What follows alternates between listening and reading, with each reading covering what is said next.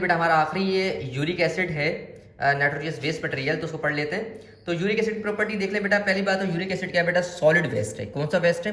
Solid waste. Solid waste का मतलब क्या होगा कि ये एक्सक्रीट होगा in the form of paste, in the form of semi solid, ठीक है। और इसका मोलिकुलर फार्मूला क्या है बेटा, C5O3N4H4। ये बहुत आसान फार्मूला, C5O3N4H4। इसको भी घुमा फिरा कर देते हैं, बस ये याद रखना है कि ऑक्सीजन 3 होंगे, कार्बन 5 होगा। उसको खोल खोल कर भी लिख देते हैं। तो आपकी बुक में एक डायग्राम दी हुई है, उसमें खोल कर लिखा हुआ है, तो खोल कर दें जैसे भी दें। आपको मिकदार अगर याद है कितनी होती तो आपको ये फॉर्मूला याद रहेगा। बेटा एक बात याद रखना कि यूरिक एसिड कैसे बनता है, मेटाबॉलिज्म से। किसकी मेटाबॉलिज्म से बेटा? प्यूरिन। प्यूरिन क्या होता है? एक नाइट्रोजनियस बेस होता है। अगर आप याद करें, नाइट्रोजनियस बेस दो तरह के होते हैं, प्यूरिन एंड पैरामाइडिन। और प्यूरिन भी दो तरह के थे, एडेनिन और गुआनिन। पैरामाइडिन 3 तरह के थे, साइटोसिन, थायमिन, यूरासिल। अगर आपको सारी इन्फॉर्मेशन है तो आपको आसानी से समझ आ जाएंगी सब चीज़ें। बेटा प्यूरिन की ब्रेक डाउन से हमारे पास यूरिक एसिड बॉडी में बनता है। अगेन बेटा याद रखना कि purine is a nitrogenous material, यानी नाइट्रोजीनियस बेस होता है। डेट मीन्स कि यूरिक एसिड के अंदर भी नाइट्रोजन होना चाहिए, जो कि प्रेजेंट भी है, ठीक है। नेक्स्ट लिखा हुआ बेटा, it is 1 lakh times less toxic than ammonia. 1 lakh गुना कम टॉक्सिक होता है किसके मुकाबले में? अमोनिया के मुकाबले में। दैट मीन्स कि ये टॉक्सिक होता ही नहीं है। सबसे अगर पेपर में एमसीक्यू लेस टॉक्सिक कौन सा नाइट्रोजन वेस्ट मटेरियल, तो आप बोलेंगे यूरिक एसिड। यूरिया से भी कम लेस टॉक्सिक होता है ये, ठीक है बेटा। आगे बेटा ऐसे जानदार जो यूरिक एसिड को एक्सक्रीट करते हैं उन्हें हम कहते हैं यूरिकोटैलिक। क्या कहते हैं बेटा?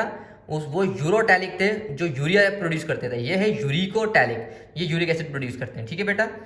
अब ये पेपर में एमसीक्यू ज़्यादा, यूरिक एसिड निकालने वाले जानदार किस ग्रुप से बिलोंग करते हैं? तो बेटा बर्ड्स, रेप्टाइल्स, और उसके बाद क्या, न्यूमेरियस, अर्थ्रोपोड्स। तो अर्थ्रोपोडा में अक्सर वो क्या करता है, कॉकरोच की मिसाल दे देता है। तो बोलते हैं कॉकरोच में कौन सा एक्सक्रीटरी मटेरियल? तो जवाब होगा बेटा यूरिक एसिड, उसमें एक्सक्रीटरी मटेरियल होता है, ठीक है। बेटा एक और बात देखिए, it is store in body tissue without any toxic effect और harm. In human 75% uric acid excreted in urine and 25% by the intestine. मतलब 75% जो एक्सक्रीट हो रही है यूरिन से हो रही है, और 25% कहाँ से हो रहा है बेटा? इंटेस्टाइन।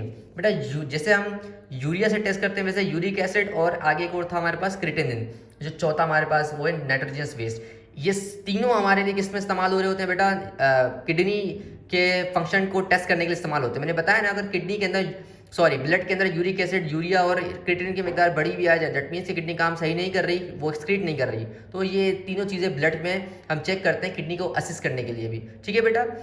नेक्स्ट टाइम हम किडनी वगैरह स्टार्ट करेंगे, नेफ्रॉन को स्टार्ट करेंगे, जो हमारे बड़े ज़बरदस्त लेक्चर होने वाले हैं।